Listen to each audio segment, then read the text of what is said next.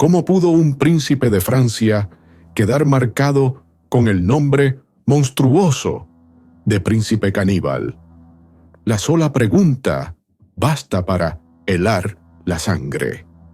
Pero la historia lo ata a un joven monarca cuyo reinado quedó manchado para siempre por las sombras.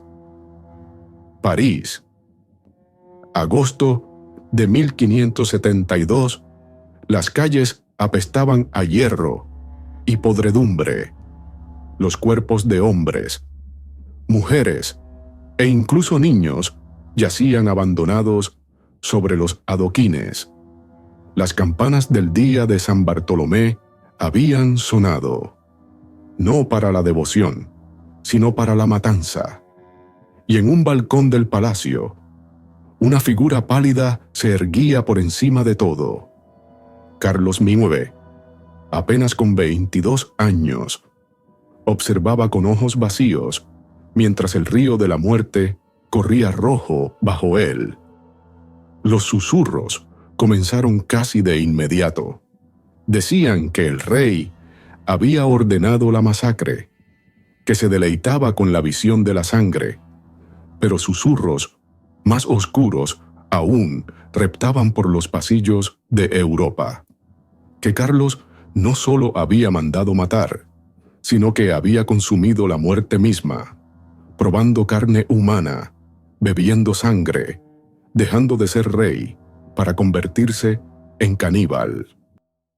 El rumor se extendió más rápido que cualquier verdad. Lo pintaba no como un monarca débil atrapado en la marea de la guerra religiosa, sino como algo menos que humano, una bestia envuelta en terciopelo y coronada en oro. Había nacido este relato aterrador del caos de la masacre, como un arma de calumnia forjada por sus enemigos, o era un destello de la mente quebrada de un gobernante destruido por la violencia, atormentado por los gritos que jamás abandonarían sus noches.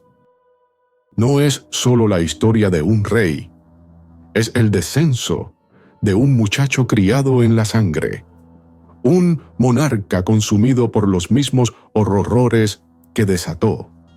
Y también es la historia de cómo el poder puede convertir los susurros en legados más oscuros que la propia verdad. Quédate con nosotros hasta el final, mientras desentrañamos si la leyenda del príncipe caníbal fue una realidad grotesca o una maldición política.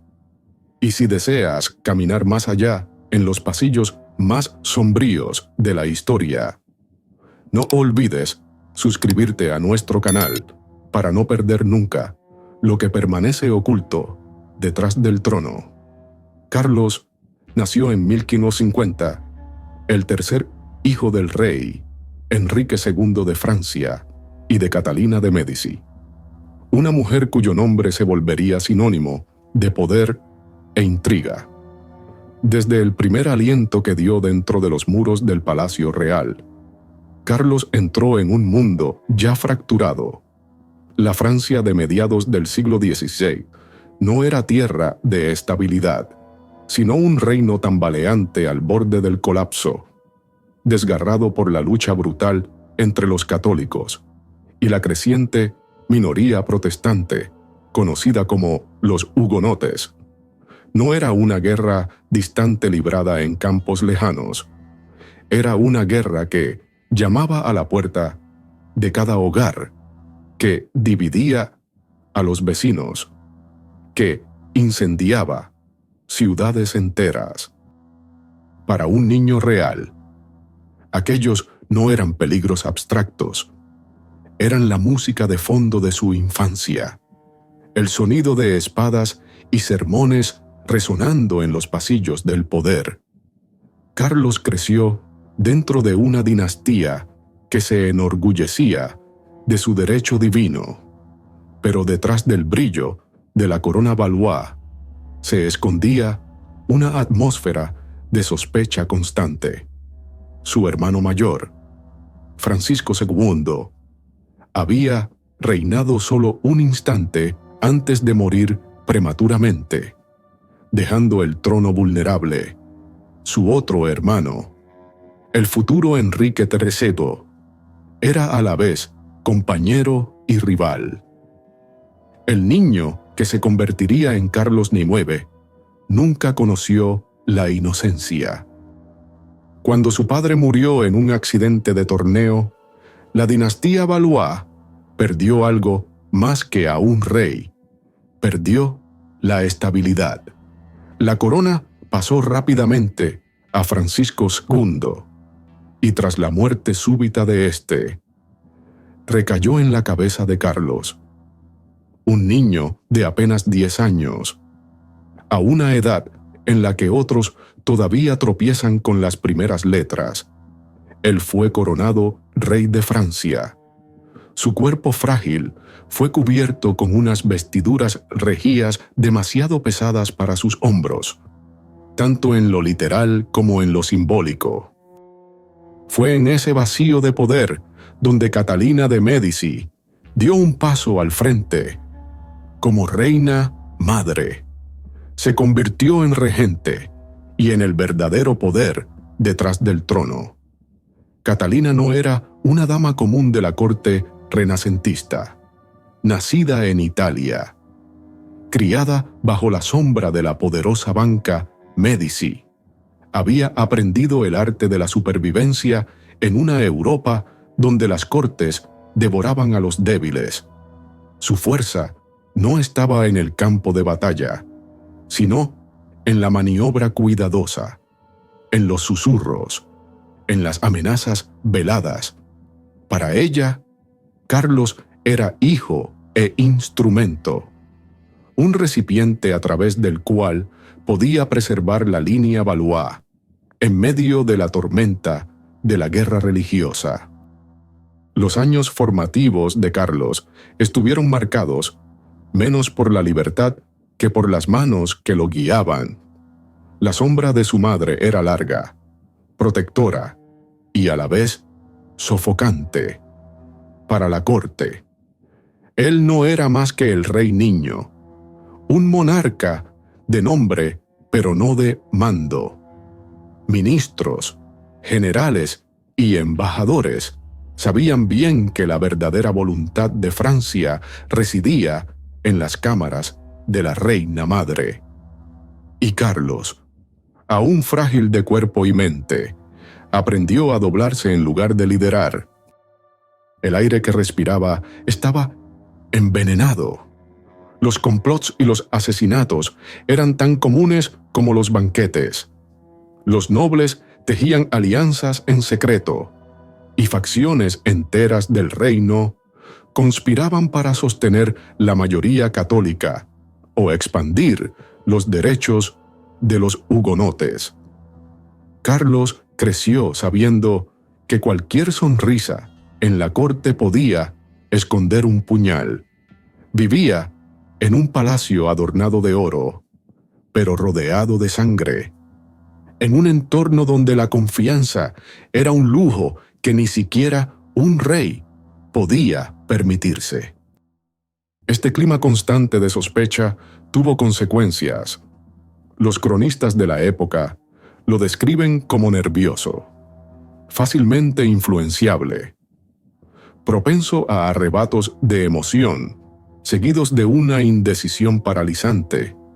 Era impresionable, casi desesperado por recibir guía, lo que lo hacía especialmente vulnerable a la voluntad de su madre.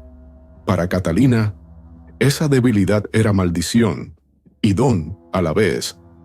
Le permitía moldearlo a su antojo, pero lo exponía al peso insoportable de decisiones que ningún niño debía afrontar.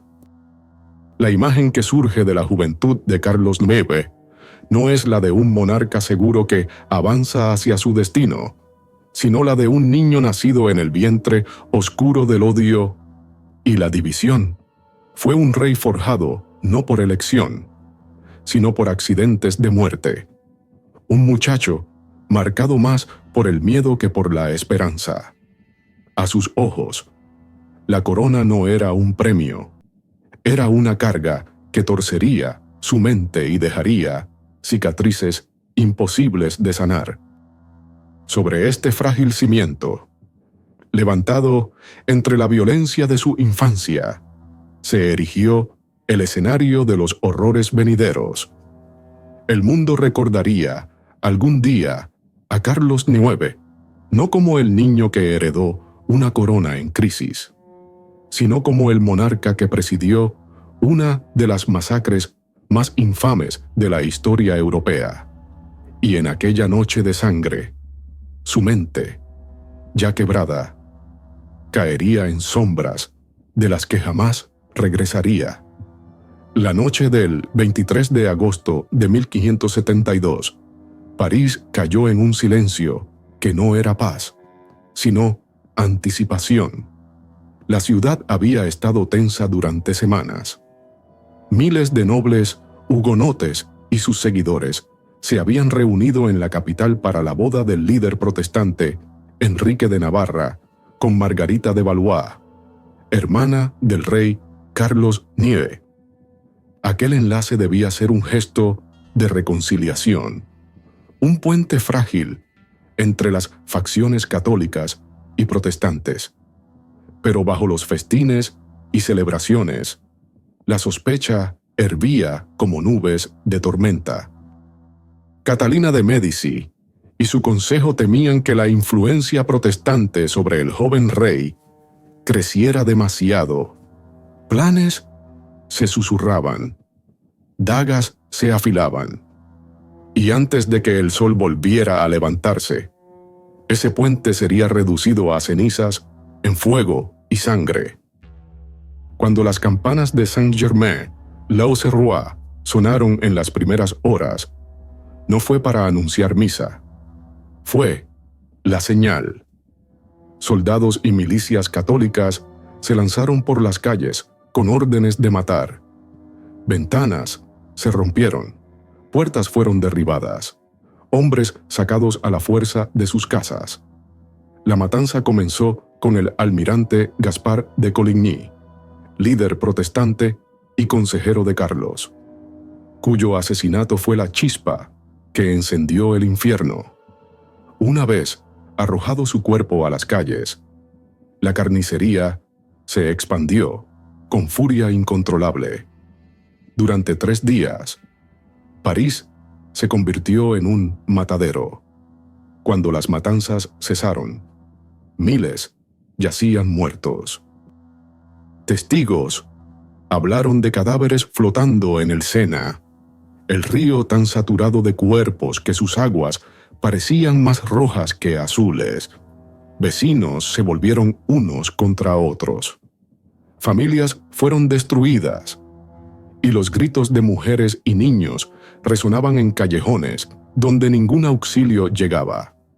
Crónicas contemporáneas calcularon que solo en París murieron alrededor de 3.000 hugonotes, mientras que la violencia se extendió a otras ciudades en las semanas siguientes, elevando el número de muertos a decenas de miles. Y en el centro de todo estaba el joven rey. Muchas fuentes acusan a Carlos IX de haber dado la orden directa de la masacre. Algunas crónicas cuentan que gritó con furia, declarando que no debía quedar un solo hugonote vivo en su reino. Otros sugieren que Catalina y su consejo lo presionaron para que aceptara, presentándolo como la única forma de preservar la corona. Ya fuera que Carlos lo mandara con convicción o que cediera ante la presión, la historia lo ha guardado como el monarca cuya firma desató la matanza. Lo que vino después fue quizá más oscuro que la propia masacre. Los relatos describen a un Carlos IX desmoronándose en los meses posteriores a San Bartolomé. El sueño lo abandonó. Vagaba por el palacio de noche, atormentado por los rostros de los muertos. Criados narraban que sufría ataques de temblores. gritando que las calles aún corrían de sangre. No podía comer sin náuseas, y su cuerpo era sacudido por convulsiones repentinas. Algunos aseguraban que escuchaba voces, los gritos fantasmales de los asesinados, llamándolo por su nombre. Sobrevive una anécdota escalofriante. Se decía que Carlos, en medio de sus tormentos, confesó que la sangre se había convertido en parte de él. Supuestamente se jactaba de haber disparado contra protestantes en fuga desde las ventanas del Louvre, viéndolos caer como presas cazadas. Fuera verdad, rumor o calumnia política. Lo cierto es que la imagen del joven rey quedó para siempre fundida con los horrores de aquella noche.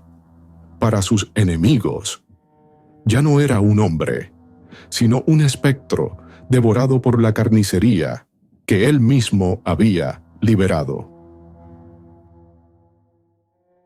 Incluso los embajadores extranjeros notaron la transformación. Informes a otras cortes describían a un rey roto en cuerpo y espíritu, tosiendo sangre, con manos temblorosas y mente inquieta. La masacre no le trajo poder ni estabilidad. Lo dejó prisionero de sus pesadillas. Donde antes había un rey vacilante, ahora solo quedaba un hombre perseguido, cuyo reinado jamás escaparía al eco de aquel agosto de 1572. Ese instante, esa noche, se convirtió en el punto de quiebre de su vida. La masacre no solo reclamó la vida de miles de sus súbditos, también reclamó la cordura de su rey. Desde entonces, Carlos IX sería recordado menos como un monarca y más como la sombra de uno. Un hombre con una corona empapada en una sangre que jamás pudo lavar. Tras la masacre, cuando por fin las calles de París habían sido lavadas de sangre, comenzó a extenderse otra mancha, una que ningún río podía limpiar. No quedó escrita en los registros oficiales de la corte, sino que corría como susurro en panfletos, cartas y canciones de taberna. El rumor afirmaba que Carlos IX había cruzado la línea que separa a los hombres de los monstruos. No solo había ordenado la muerte, decían, también la había consumido. Algunos juraban que había bebido sangre humana. Otros insistían en que había exigido probar la carne de aquellos sacrificados en su nombre. De esos murmullos nació el título escalofriante, que aún hoy ensombrece su memoria: El Príncipe Caníbal. Para comprender cómo esta historia prendió, hay que mirar las armas de la política del siglo XVI. La imprenta había otorgado nuevo poder a los panfletistas, y con la guerra de religiones desgarrando Europa, las palabras se convirtieron en armas tan afiladas como las espadas. Los escritores protestantes aprovecharon la ocasión para convertir a Carlos en un símbolo viviente de la brutalidad católica, al pintarlo como un hombre que cenaba con las entrañas de sus súbditos. Dieron a su causa un enemigo monstruoso, un rostro al odio mismo. Los embajadores llevaron el relato a las cortes extranjeras, donde era repetido con deleite. Cuanto más se difundía, menos importaba que alguien lo hubiera presenciado con sus propios ojos. El horror de la masacre hacía creíble el horror del canibalismo. Los historiadores han luchado con este rumor desde entonces. Algunos lo descartan como pura propaganda, una fabricación destinada a ennegrecer el nombre de los Valois y justificar la rebelión, señalan que ningún registro oficial, ningún diario desde dentro de la corte francesa confirma tales actos. Otros, sin embargo, argumentan que historias como esta rara vez nacen de la nada. Tal vez Carlos, en un arranque de furia o delirio, pronunció palabras que no debían tomarse literalmente. Tal vez sus enemigos se aferraron a esas palabras y las afilaron hasta convertirlas en un arma capaz de atravesar los siglos. En una época donde la locura, el pecado y la posesión se confundían fácilmente, bastaba con un indicio de comportamiento extraño para convertirse en leyenda. Lo que está fuera de duda es la persistencia del relato. Sobrevivió porque encajaba demasiado bien con la imagen que Europa quería recordar. Una masacre que reclamó miles de vidas necesitaba una figura de culpabilidad absoluta. Y Carlos, pálido y tembloroso en el desenlace, fue el blanco evidente. Si alguna vez bebió sangre, importaba menos que el hecho de que la gente creyera que podía hacerlo. El rumor era un espejo, reflejando no solo a un rey, sino a un reino en decadencia. Presentaba a la corte francesa como un lugar donde la humanidad había sido devorada, donde un monarca podía imaginarse como una bestia envuelta en terciopelo. Así, la leyenda se volvió más poderosa que la verdad. El título de príncipe caníbal ha sobrevivido a las discusiones de los eruditos porque resuena con los miedos más oscuros frente al poder sin freno. Reduce a un joven rey, atormentado a una imagen eterna de corrupción, y convierte la violencia de su reinado en algo inolvidable. Incluso hoy, cuando los historiadores nos recuerdan la falta de pruebas, la frase sigue viva, como si la propia historia prefiriera la fábula grotesca al hecho sobrio. De este modo, Carlos Miep permanece suspendido entre hombre y monstruo. Quizás nunca probó carne, quizás nunca alzó una copa de sangre. Sin embargo, el rumor perdura porque encierra una verdad más profunda, una que la historia no pudo enterrar. Un trono puede destruir el alma del muchacho que se sienta sobre él, hasta que sea recordado no como rey de Francia, sino como el príncipe caníbal. Detrás de los muros dorados del Louvre, el poder nunca fue una posesión tranquila. Era un campo de batalla donde las alianzas cambiaban tan rápido como la llama de una vela al soplo de un viento invisible. En el centro de aquella tormenta se encontraba Catalina de Médici, la reina madre, cuya mano sostuvo a la dinastía Valois a través de crisis interminables. Para sus partidarios era un escudo, la mujer que protegía el trono de su hijo frágil. Para sus enemigos era una hechicera, una manipuladora fría, cuyos susurros habían convertido ríos en sangre. La reputación de Catalina se forjó no solo por sus decisiones, sino también por el aura que la rodeaba. Italiana de nacimiento, criada en las tradiciones de Florencia, llegó a Francia como una extranjera, siempre bajo la desconfianza de nobles que la veían como intrusa y del clero que murmuraba sobre su supuesto gusto por el veneno y la astrología. Sin embargo, fue su habilidad política la que le permitió mantener la corona en su sitio tras la muerte de su esposo y de su primer hijo. Cultivó la imagen de una madre que defendía a sus descendientes. Pero Europa prefirió imaginarla como una araña tejiendo telarañas de muerte. Después de la masacre de San Bartolomé, esa imagen se endureció. El mundo la señaló como la arquitecta de la matanza, la reina que había transformado París en un cementerio. Dentro de la corte francesa, el aire se volvió asfixiante. Los nobles ya no se reunían con confianza, sino con recelo. Cada banquete era un escenario para dagas ocultas. Cada consejo, un tablero de traiciones.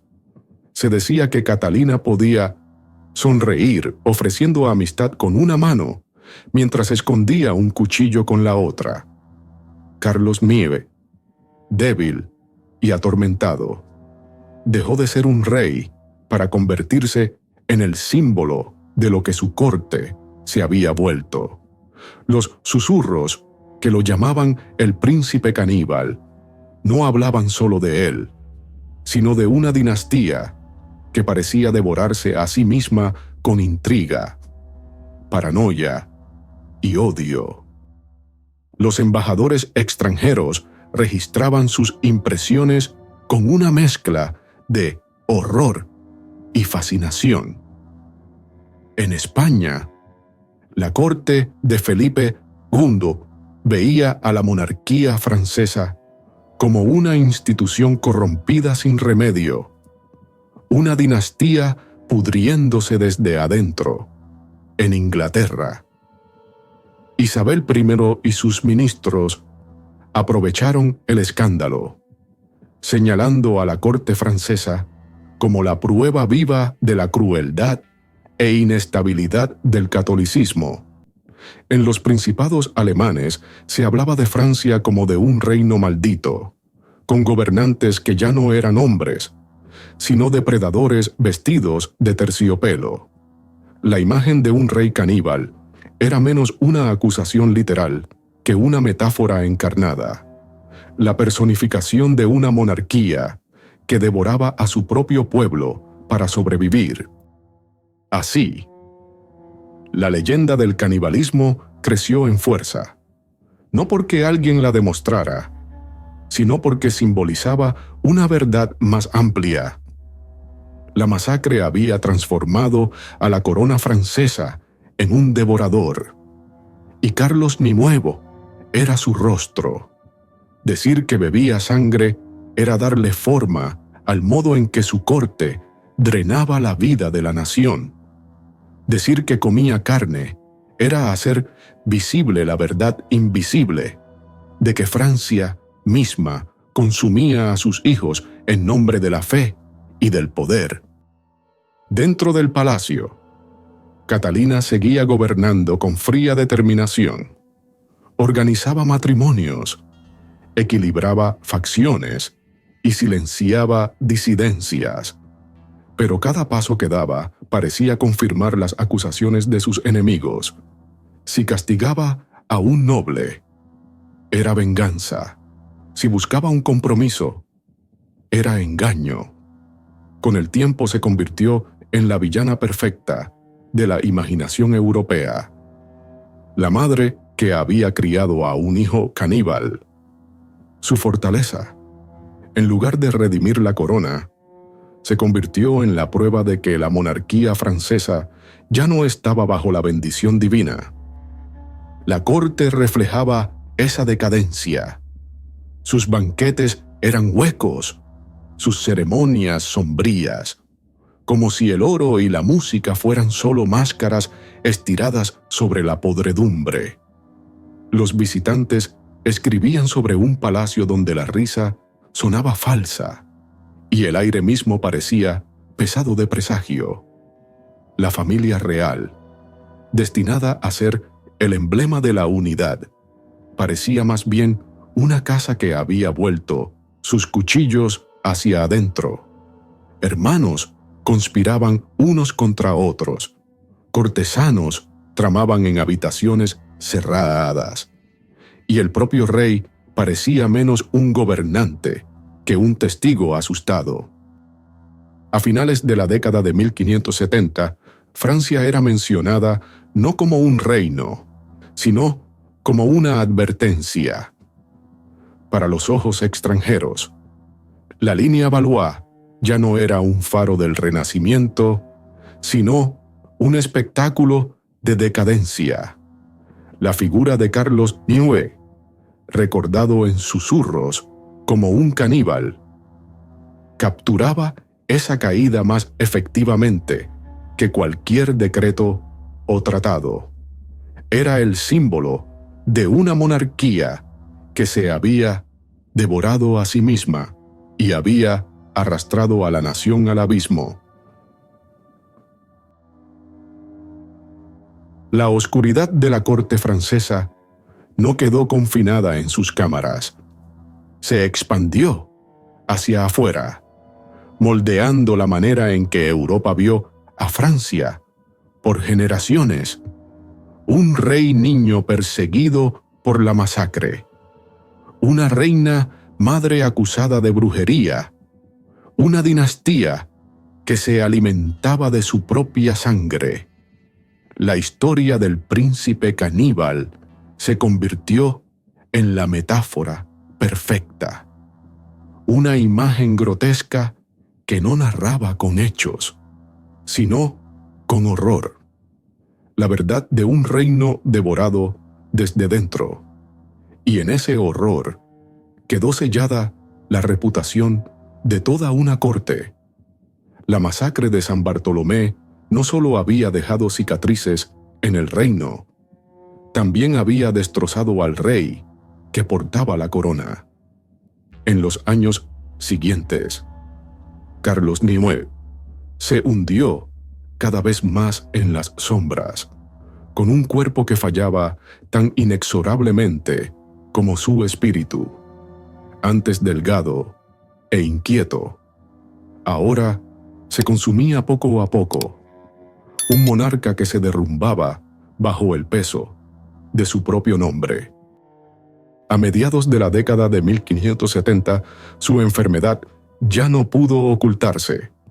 Los médicos describían una tos violenta que le desgarraba el pecho hasta hacer brotar sangre de sus labios. Los aposentos reales resonaban con el sonido de sus pulmones rompiéndose por dentro. La tuberculosis, entonces conocida como consunción, lo había tomado prisionero, devorándolo día tras día. Sus sábanas quedaban manchadas de carmesí, sus ropas empapadas tras noches de fiebre. Donde antes los cortesanos se inclinaban ante un joven rey, ahora veían una figura pálida como pergamino, temblorosa, rota. La corte intentaba mantener las apariencias. Las ceremonias seguían. Los embajadores eran recibidos, pero la verdad no podía disfrazarse. Carlos se moría. Su voz, antes afilada en la ira, se debilitó hasta convertirse en un simple murmullo áspero. Vagaba entre la lucidez y el delirio, murmurando sobre ríos teñidos de rojo, perseguido por rostros que nunca lo abandonaban.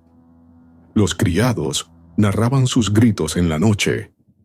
Un hombre acosado no por enemigos de carne, sino por recuerdos. La corona sobre su cabeza ya no era símbolo de autoridad, sino recordatorio del peso que lo había consumido. En su decadencia había una simetría cruel. Un rey al que habían llamado el príncipe caníbal, acusado de beber la sangre de sus súbditos, ahora se ahogaba en la suya propia. Cada tos arrancaba más escarlata, como si su cuerpo se hubiera vuelto contra él, castigándolo por la matanza que había presidido. Para sus enemigos era justicia divina. para su madre, Catalina, era el derrumbe de todo aquello por lo que había luchado. A medida que su condición empeoraba, la soledad se profundizaba. Pocos se atrevían a pasar largas horas a su lado. Su temperamento estallaba sin aviso, y su debilidad avergonzaba a quienes aún intentaban honrarlo como rey. En privado, enfrentaba la certeza de su mortalidad con desesperación. Con apenas 23 años, la promesa de la juventud se había marchitado hacía tiempo. Habitaba la cáscara de un cuerpo que tosía, temblaba y sangraba. Un cuerpo que lo traicionaba con cada respiración. En mayo de 1574, Carlos Nimue finalmente sucumbió. Los testigos describieron sus últimos días como una sucesión de agonía. Su pecho sacudido en cada inhalación, su lecho empapado en sudor, su rostro hundido y vacío. Algunas crónicas dicen que suplicó perdón a Dios, destrozado por la culpa de la masacre que definió su reinado. Otras aseguran que murió aún atormentado, con visiones de sangre en sus últimos momentos. Lo que todas coinciden es en la imagen trágica que dejó atrás. No murió como un conquistador ni como un soberano en control, sino como un joven consumido desde dentro, abandonado por la fuerza y por la esperanza. Su cuerpo fue enterrado con honores reales, pero el silencio que siguió tuvo poco de reverencia. El nombre de Carlos Nimue ya estaba ligado no a victorias ni leyes, sino a masacre y rumor. En la muerte se convirtió en lo que la leyenda exigía de él, una figura cuyo cuerpo se pudrió bajo la maldición que él mismo había engendrado. Era la ironía suprema. Lo habían llamado caníbal, un príncipe que se alimentaba de la vida de los demás. Sin embargo, al final fue su propio cuerpo el que lo devoró. Un desmoronamiento lento y despiadado que dejó solo huesos y un legado de horror. Carlos Nimue, de Francia, abandonó este mundo a los 23 años, dejando tras de sí un trono que parecía menos un asiento de poder que un asiento de condenación. La muerte no liberó a Carlos Nimue de su tormento. Más bien lo selló dentro de una narrativa más oscura que cualquier tumba. Otros monarcas de Francia son recordados por victorias en batalla, por palacios erigidos o por leyes escritas en su nombre. Carlos no dejó nada de eso. Su reinado quedó preservado no en el triunfo, sino en la masacre y en el rumor, en la memoria de un rey niño cuya corona se convirtió en sudario. En los siglos que siguieron, el nombre de Carlos Nimue rara vez se pronunció sin sangre. Los cronistas de la Reforma lo señalaron como prueba de la crueldad católica. Los pensadores de la Ilustración lo evocaron como advertencia de cómo la superstición y el fanatismo podían corromper a un gobernante. Incluso los historiadores modernos, cautelosos y precisos, no pueden escribir su historia sin detenerse en la imagen grotesca del príncipe caníbal. La leyenda se volvió inseparable del hombre. Dentro de Francia, su legado fue el de una dinastía debilitada, una corte dividida y una nación marcada. La línea de los Valois continuó, pero sin fuerza. Su hermano Enrique heredó un trono ya envenenado, y la sombra de San Bartolomé lo siguió a donde fuera. La propia monarquía llevaba la marca de la decadencia, y cuando la línea Borbón finalmente la reemplazó, la memoria de Carlos Niebuhr se alzó como uno de los símbolos más claros de por qué los Valois habían caído. Para el mundo exterior, Carlos encarnó la idea de que una corona podía devorar a quien la llevaba. Los rumores de canibalismo, fueran ciertos o falsos, expresaban una verdad más profunda sobre la realeza en una época de guerras interminables. No solo era el pueblo quien era consumido, el propio trono exigía la vida de quien se sentaba en él. Para Carlos IX, esto significó que sus pocos años en la tierra terminaran no con gloria, sino con el lento desmoronamiento de mente y cuerpo. Su leyenda se convirtió en advertencia, una historia sobre un poder que corroe, sobre un deber que despoja al hombre de su humanidad hasta que no queda más que el eco de gritos y el sabor de la sangre. Artistas, panfletistas y narradores mantuvieron viva la imagen porque tenía un peso que iba más allá del hecho. El príncipe caníbal no era solo un hombre, sino una metáfora, la encarnación de una monarquía que se devoraba a sí misma, de una nación en guerra con su propia alma. Su historia perdura porque nos obliga a preguntar hasta dónde pueden retorcerse quienes gobiernan bajo el miedo y el odio, y cuánto de un ser humano debe perderse antes de que el poder quede satisfecho. Al final, su legado no habla tanto de la Francia del siglo XVI como del costo universal de un poder sin freno. No es recordado como estadista ni como reformador, sino como un joven cuya vida se derrumbó en leyenda.